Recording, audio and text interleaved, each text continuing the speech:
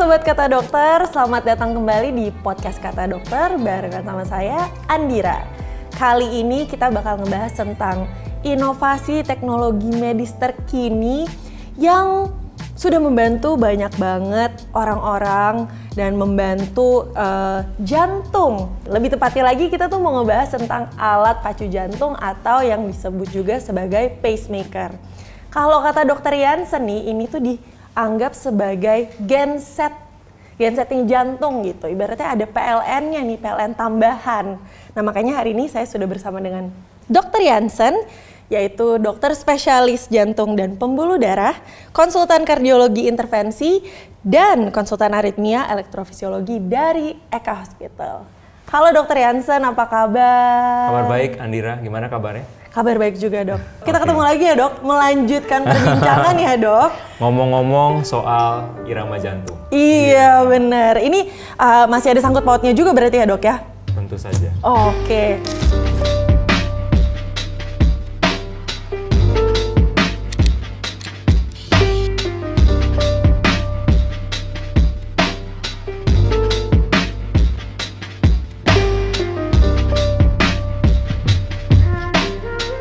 Nah, ini karena kita ngebahas tentang irama jantung, terus ada kelanjutannya tentang pacemaker, alat pacu jantung.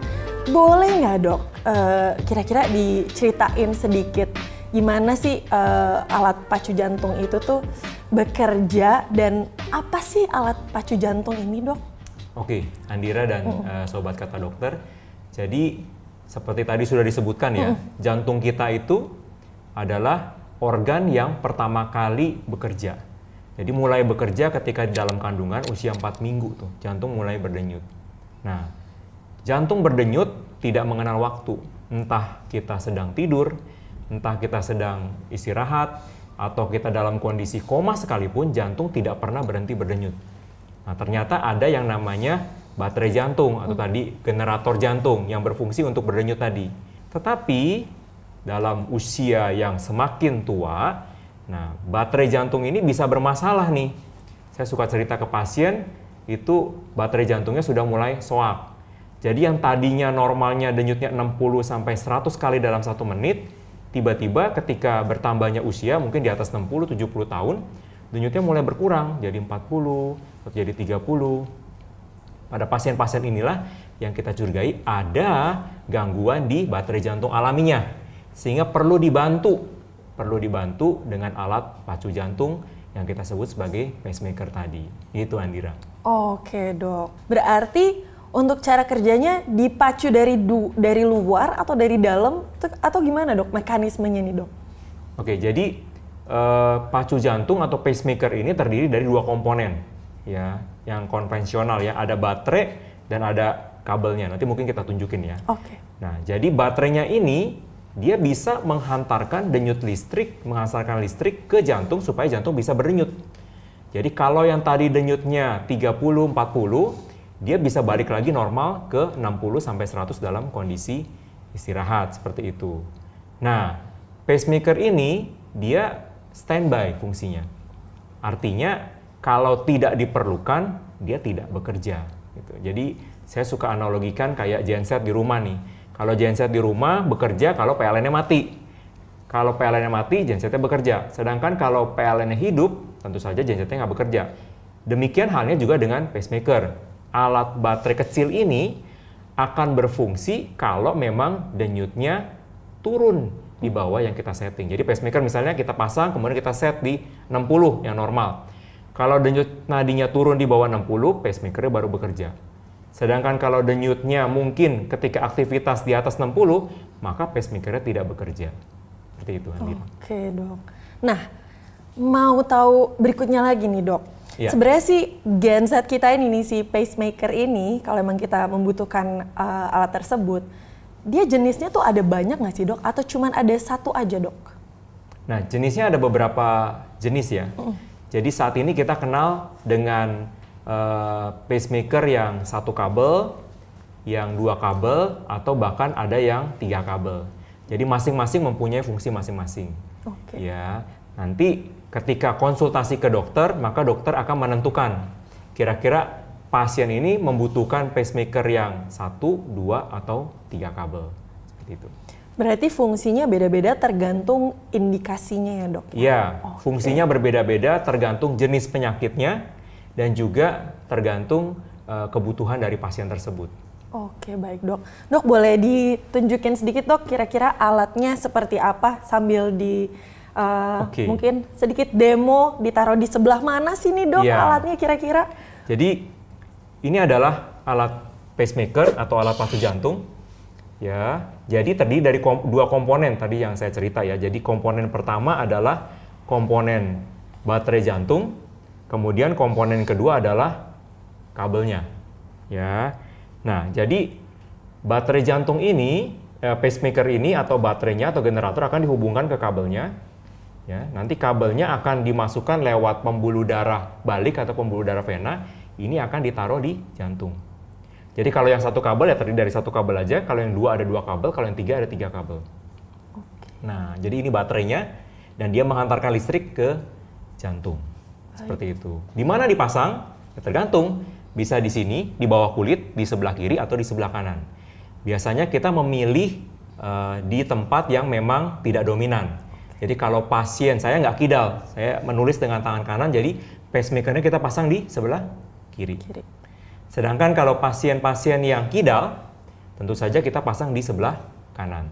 Tujuannya apa? Tujuannya karena supaya tidak terjadi gesekan terlalu banyak, sehingga karena kan kabelnya lewat pembuluh darah, kadang-kadang bergesekan dengan tulang atau apa, semakin banyak gesekan maka resiko untuk patah dan untuk putus juga jadi lebih tinggi. Jadi ditaruh di memang lokasi yang tidak dominan. Seperti itu, Andira. Oke, baik dok. Nah berarti untuk pacemaker ini dok, dia cuma ada satu model aja dok, atau ada ukuran yang berbeda, atau ada variasi apa lagi dok dari pacemakernya? Pacemaker yang biasa kita kenal, memang ini yang sudah puluhan tahun ada tuh seperti ini. Ya, tetapi sekarang kita sudah ada modifikasi atau perkembangan teknologi yang canggih. Artinya pacemaker yang sekarang itu tidak memerlukan kabel lagi. Ya, jadi ini kita kenal sebagai leadless pacemaker. Jadi baterai jantung langsung ditanam di dalam jantung. Ukurannya sangat kecil ya, jadi kalau dibandingkan tangan saya ya segini saja ya. Nah ini ternyata baterainya juga bisa lebih lama dibandingkan pacemaker yang konvensional. Oh tadi belum kita sebutin ya, usia pacemaker bisa berapa lama tuh. Kadang-kadang suka ditanyain pasien, dok, kalau saya pasang pacemaker kira-kira bisa bertahan berapa lama nih gitu ya. Jadi tadi kalau kita analogi kayak genset ya juga sama, jadi tergantung pemakaian. Kalau semakin banyak dipakai, maka pacemakernya akan semakin cepat habis. Ya, rata-rata sih 8 sampai 12 tahun atau 13 tahun. Kalau pacemaker dependent, pasien yang pacemaker dependent artinya yang 24 jam tergantung sama pacemaker, maka mungkin dalam waktu 8 tahun dia harus ganti baterainya. Tetapi kalau misalnya yang bukan pacemaker dependent, mungkin dalam 24 jam dia hanya membutuhkan sekitar 10% atau 20%, yang mungkin bisa sampai 10 tahun atau 11 atau 12 tahun baru kita perlu untuk ganti baterai jantung. Oke dok, berarti kalau misalkan sudah dipakaikan pacemaker, yang diganti itu hanya baterainya ya dok, bukan pacemakernya ya, bukan alatnya? Atau ada jangan-jangan tindakan yang harus mengganti pacemaker tuh ada nggak dok? Jadi kalau kita ganti ya berarti kita ganti generatornya ininya. Selama kabelnya masih berfungsi dengan baik. Ya, jadi nanti sebelum diganti kita akan cek dulu pacemakernya, baterainya, juga kabelnya. Kalau kabelnya masih bagus, biasanya kita tetap menggunakan kabel yang lama atau istilah kedokteran kita sebut sebagai lead. Ya. Kalau generatornya, kalau memang sudah habis, ketika perlu diganti, maka generatornya yang diganti. Oke, baik dok. Cukup jelas ya, sobat kata dokter. Tadi tuh udah dikasih tahu lama baterainya gimana, ditaruh di sebelah mana nih pacemakernya. Nah tapi saya yakin nih dok, sobat kata dokter juga pengen tahu secara prosedur nih dok, kalau memang mau dilakukan pemasangan pacemaker, pasti kan ada indikasinya dan ada diagnosisnya.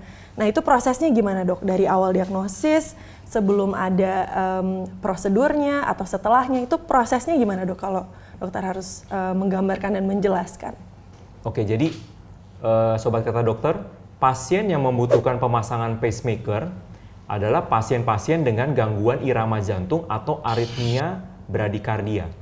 Bradikardia ini berarti denyut nadinya lemah karena ada masalah di baterai jantung alaminya atau masalah di kabel jantung alaminya sehingga membutuhkan pemasangan alat pacu jantung atau pacemaker. Kalau yang normalnya denyutnya 60-100 tiba-tiba jadi 30 atau 40, maka pasien pasti keluhannya kelengan, pusing, cepat capek, ya, rasa pengen pingsan. Dan umumnya dialami oleh faktor pasien-pasien karena usia, ya, usia biasanya di atas 60 atau di atas 70 tahun. Tetapi tidak terbatas juga pada usia tua.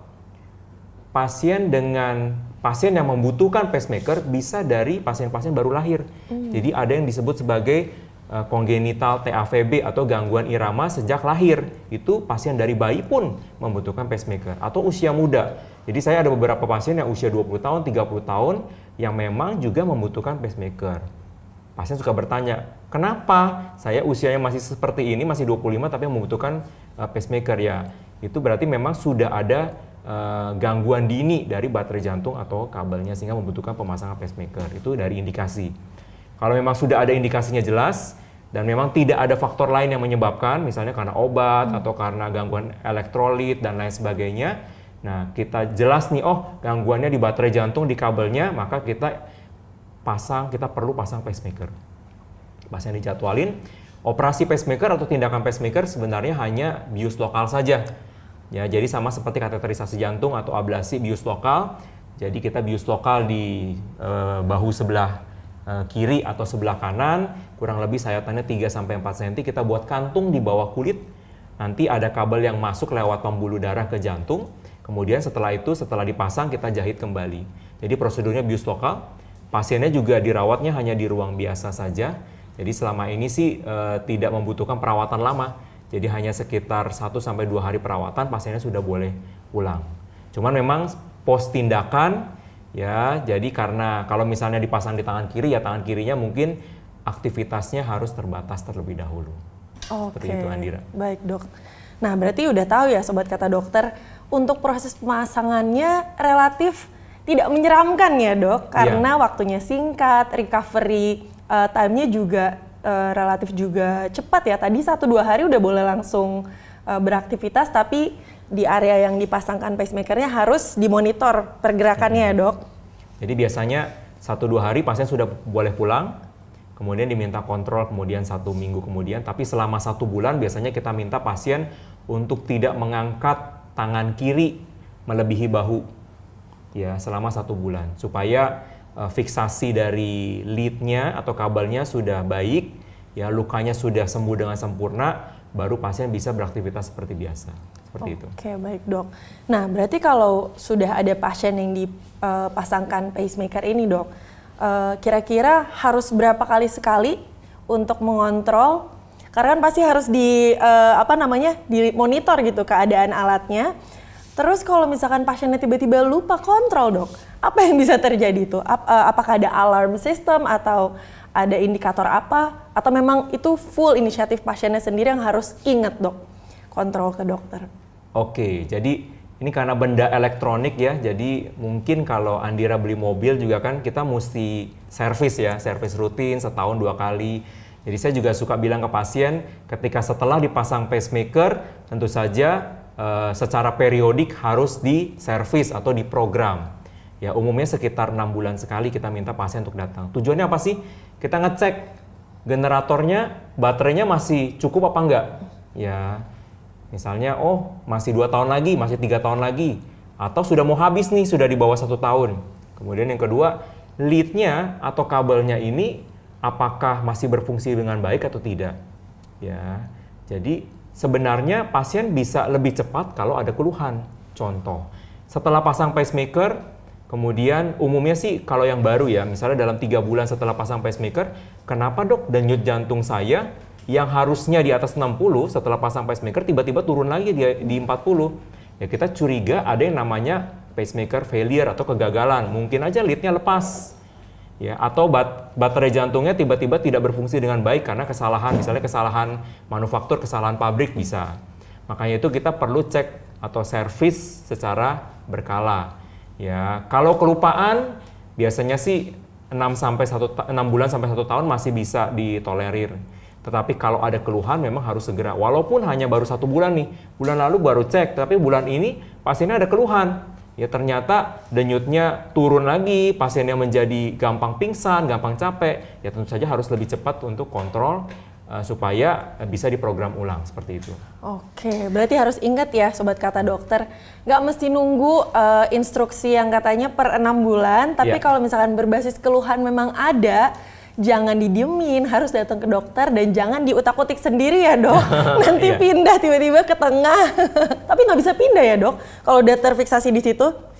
Nah, kalau dibilang bisa pindah atau tidak, tentu saja ada beberapa kejadian yang memang bisa pindah, migrasi kita bilangnya. Jadi terutama untuk wanita ya, biasanya kita pasang pacemaker, maka kita jahit pacemakernya itu di otot dinding dada. Atau kita sebut sebagai otot pectoralis ya, kita jahit di situ. Tapi kalau misalnya dipasang atau dijahitnya itu di bawah kulit atau di subkutis, di jaringan lemak, kadangkala itu bisa kendor, terutama wanita ya, karena di sini ada payudara misalnya gitu, tiba-tiba kendor turun ke bawah, itu generatornya bisa ikut turun, dia bisa narik ke bawah. Makanya kita harus pastikan ketika kita pasang, itu dijahit betul di ototnya, dan biasanya kalau kita sudah jahit dengan betul, resiko untuk turun atau bergeser itu memang minimal. Tetapi bisa nggak? Bisa. Jadi ceritanya bisa gitu ya. Oke, tapi nggak perlu dikhawatirkan ya dok, karena itu sudah diantisipasi. Nah nih dok, ada keadaan yang saya juga pengen tanyain secara spesifik. Kalau misalkan ada lemah otot jantung, itu tuh apa perlu pakai pacemaker, alat pacu jantung kalau keadaannya lemah otot jantung? Nah, Andira dan Sobat Kata Dokter ya, pasien dengan lemah otot jantung ini adalah indikasi untuk pemasangan pacemaker 3 kabel. Ya, jadi pasien dengan lemah jantung yang fungsi jantungnya turun misalnya tinggal 20%, 30%, tentu saja ada term and condition ya, syarat-syarat tertentu di mana pasien layak untuk dipasang alat pacu jantung yang 3 kabel supaya pompa jantungnya itu kembali bisa normal, yang tadinya 20% bisa naik jadi 50 atau 60% kembali, seperti itu. Jadi pasien-pasien seperti ini indikasi untuk pemasangan alat pacu jantung yang 3 kabel yang tadi saya cerita. Oke, baik dok, berarti dengan lemah otot jantung itu adalah sebuah indikasi ya dok? Salah satu indikasi, tentu saja ada indikasi yang lainnya yang harus kita cari tahu. Ya. Oke, baik dok. Nah, dengan adanya indikasi ataupun ibaratnya harus ada diagnosis yang ditegakkan oleh dokter spesialisnya juga pasti. Nah, ada nggak sih dok limitasi atau batasan mungkin kontraindikasi siapa aja yang boleh, siapa aja yang nggak boleh, atau tidak terbatas nih dok untuk pemasangan pacemaker? Mungkin pakai ibu hamil atau orang yang memiliki sedang menjalani treatment kanker, itu gimana dok? Jadi yang pertama kita harus tegakkan adalah indikasi terlebih dahulu. Pasien bradikardi simptomatik, ya intinya bradikardi atau denyut jantung rendah dan simptomatik. Kalau atlet denyut nadinya bisa 30 bisa 40, tapi nggak ada masalah buat mereka karena jantungnya sangat efektif. Jadi bradikardi simptomatik itu perlu dipasang pacemaker. Kalau indikasinya jelas, maka tidak ada batasan untuk pasien-pasien untuk mendapatkan terapi alat pacu jantung permanen atau permanen pacemaker. Yang menjadi masalah adalah keterbatasan akses. Ya, karena biasa kita pasang di pembuluh darah balik atau vena di kanan atau di sebelah kiri, biasanya pada pasien-pasien yang cuci darah 2 ini dipakai untuk akses supaya cuci darah. Sehingga kita nggak bisa pasang di sini atau di sini. Atau sebelumnya pasiennya akses cuci darah di sini, kemudian sudah buntu pindah ke sini. Tentu saja sudah nggak ada akses lagi. Nah, pada pasien-pasien seperti inilah, maka kita pakai tadi alat pacu jantung yang leadless, yang nggak perlu kabel sama sekali. Jadi langsung dari pembuluh darah paha ditanamkan langsung di jantung. Kalau pacemaker yang konvensional ganti baterai, dicabut, diganti baru. Kalau ini gimana? Apa mesti dioperasi kemudian dicabut gitu? Ternyata menurut penelitian, jantung manusia itu bisa menampung sampai 4. Jadi yang lama nggak perlu dicabut, dibiarkan saja, pasang yang baru. Ya, kalau bisa pasang 4 kali 15 tahun sudah bisa 60 tahun, cukup untuk pasien. Seperti itu, jadi nggak perlu dicabut. Ya, jadi ini kemajuan teknologi terbaru. Jadi dengan leadless pacemaker tidak perlu ada kabel lagi, langsung ditanam di jantung. Ada pasien saya yang khusus minta dipasang leadless pacemaker. Kenapa? Dok, karena saya mau main tenis. Saya nggak mau ada hambatan sama sekali tangan kanan, tangan kiri saya. Saya bilang, tolong pasang yang tidak ada kabel. gitu. Oke, baik dok. Nah berarti pasien-pasien dengan indikasi dan untuk penggunaan pacemaker ini bisa milih ya dok pakai pacemaker yang mana sebenarnya? Ya, jadi kita ada indikasi misalnya perlu 1 kabel atau perlu 2 kabel seperti itu. Tapi jenisnya itu bisa ada pilihan untuk pasien. Jadi pilihannya ada, mungkin saya jelasin dikit. Yang pertama tadi ada jenisnya 1 kabel, 2 kabel, atau 3 kabel jenisnya. Kemudian ada juga yang MRI compatible atau non MRI compatible. Ya, kalau MRI compatible artinya pacemakernya itu bisa dipakai untuk cek MRI. Kalau yang generasi lama sebagian besar tidak MRI compatible, tidak bisa buat cek MRI. Sehingga harus menggunakan modalitas lain, CT scan atau yang lainnya. Kalau yang sekarang rata-rata sudah MRI compatible sehingga setelah dipasang pacemaker bisa juga pasien bisa untuk melakukan MRI. Kemudian yang ketiga teknologinya, kalau dipasang pacemaker, kalau yang dulu ya, kalau kita setting di 60 maka denyut jantungnya 60 aja. Sekarang ada yang namanya rate responsive. Artinya kalau misalnya setelah kita pasang pacemaker kita setting di 60, pasiennya jalan, pasiennya lari, pasiennya olahraga, denyut jantungnya akan ikut naik sesuai dengan aktivitas kita. Jadi benar-benar kayak baterai alami kita. Ya, kalau dulu kita pasang 60 terus, sekarang bisa menyesuaikan. Kalau kita olahraga dia naik, kalau kita istirahat dia turun. Gitu. Jadi pasien setelah pemasangan pacemaker sangat bisa beraktivitas seperti biasa dan sangat bisa berolahraga seperti biasa. Gitu ya, Andira. Itu berita yang sangat baik ya dok, karena kan orang selalu berpikir takutnya ada batasan-batasan yang benar-benar ekstrim. Nah ini sebelum kita masuk ke pertanyaan-pertanyaan yang masuk dari halayak dan sobat kata dokter nih dok. Ini one final question, apakah si pacemaker ini tuh jadi device yang lifetime dok, atau bisa dibebaskan dok dari penggunaan pacemaker ini kalau misalkan dia jadi membaik gitu dok? Oke, jadi pertama-tama memang kita harus menegakkan indikasi yang jelas untuk pasien pemasangan pacemaker. Jadi ada yang namanya indikasi yang bisa pulih. Ya, jadi kalau misalnya pasiennya karena serangan jantung akut, kemudian denyut nadinya jadi lemah, kemudian setelah periode serangan jantungnya lewat, mungkin setelah 2 minggu denyut jantungnya akan balik normal lagi. Ya, tetapi kalau misalnya kelainannya karena gangguan di baterai jantung atau di kabel jantung, biasanya permanen. Jadi memang ketika seseorang dipasang pacemaker, mungkin membutuhkan alat bantu ini. Ya, bukan tergantung, tapi memang pasiennya butuh untuk bisa berdenyut seperti biasa. Jadi sebenarnya jantungnya tuh normal, pompa jantungnya normal, katupnya normal, semuanya normal, hanya generatornya aja yang bermasalah. Jadi setelah dipasang pacemaker, pasien bisa berfungsi normal kembali seperti saya cerita tadi. Jadi bisa berolahraga seperti biasa. Bahkan ada pasien saya setelah pasang pacemaker bisa ikut olahraga 10K, ya nggak ada masalah gitu ya.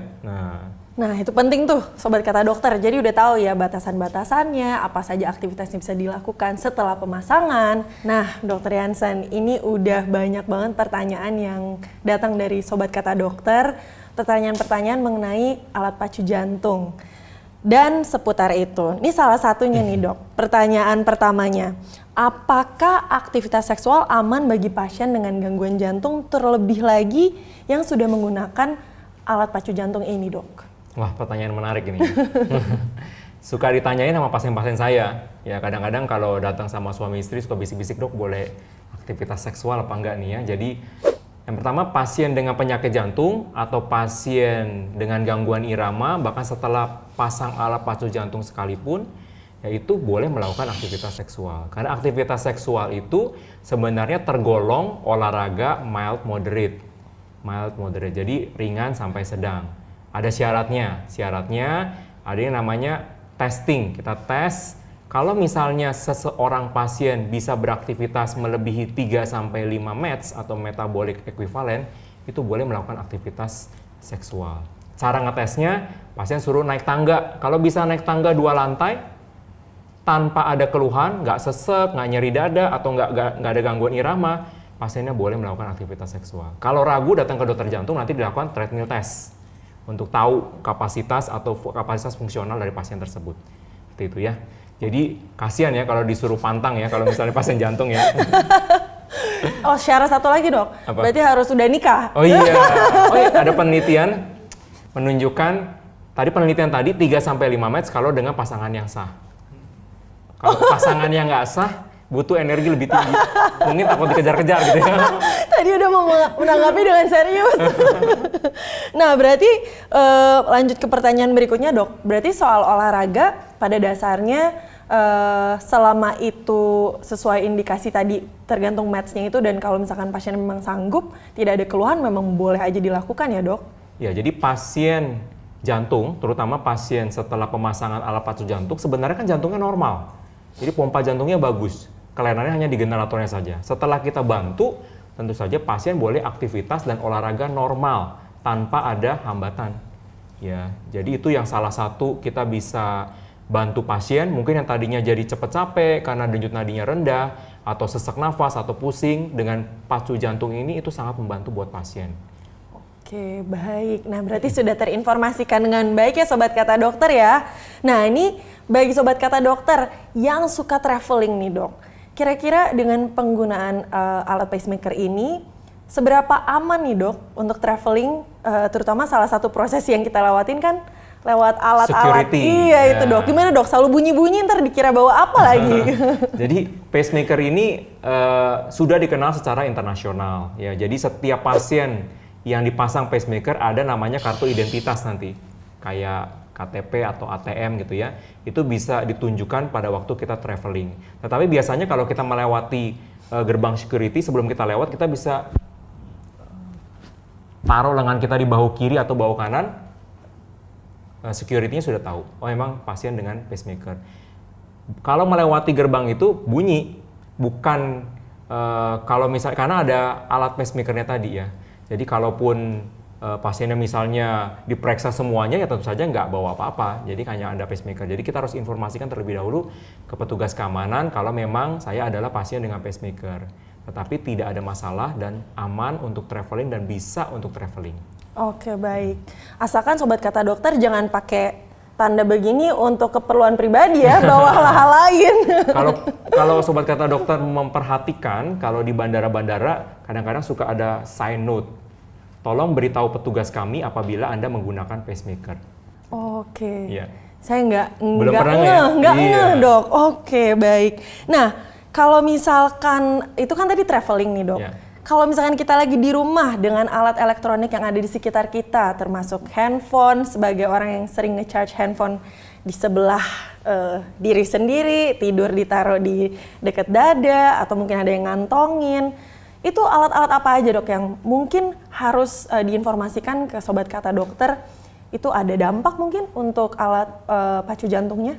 Oke, Andira, Sobat Kata Dokter sekalian, memang yang sering menjadi pertanyaan dari pasien-pasien yang menggunakan pacemaker, Dok, setelah saya pasang pacemaker, saya boleh pakai handphone nggak? Kemudian kalau saya deket microwave gimana, Dok? Dan lain sebagainya.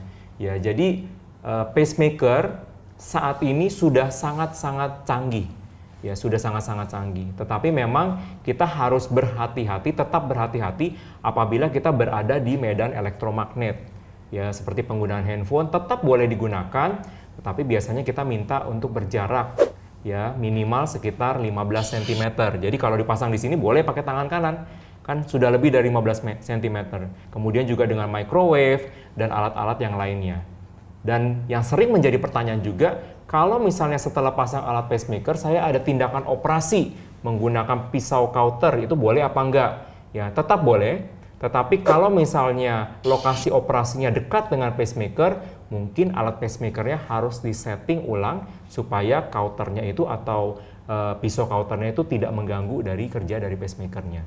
Seperti itu. Oke, baik, Dok. Jadi tetap bisa aktivitas, tetap bisa hidup normal. Tidak perlu khawatir. Oke, jangan ketakutan sama overthinkingnya diri sendiri. Makanya jangan diagnosis dan cari-cari sendiri, harus tanyakan ke pakarnya. Makanya di sini kita udah barengan sama Dokter Jansen. Yes. Nah, berikutnya lagi nih, Dok. Kalau misalkan salah satu ketakutannya adalah kalau ada error, malfunction, itu apakah common dan biasa terjadi apabila dilakukan pemasangan alat pacu jantung atau gimana, Dok? Sebenarnya error atau kerusakan itu sangat-sangat jarang sekali. Ya, sangat-sangat jarang sekali. Makanya kita tetap minta pasien untuk datang, untuk program ulang, 2 kali setahun supaya kita bisa benar-benar mengetahui apakah alat pacu jantungnya berfungsi dengan baik, generatornya dan juga lead-nya.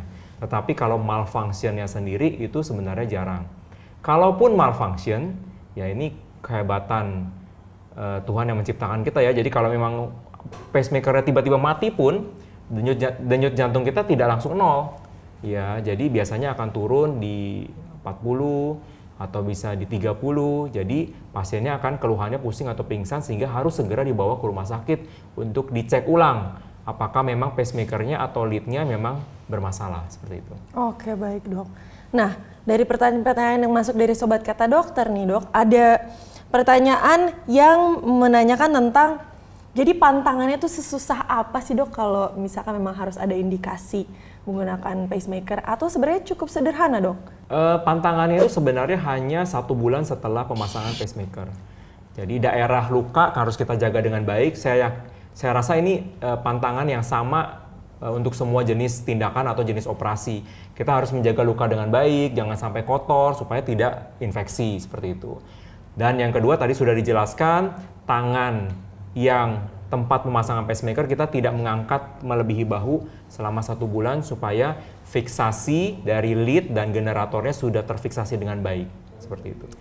Di luar itu aktivitas, kegiatan dan lain sebagainya boleh dilakukan sama seperti orang normal. Oke dok, kita lanjut ke pertanyaan berikutnya. Siap.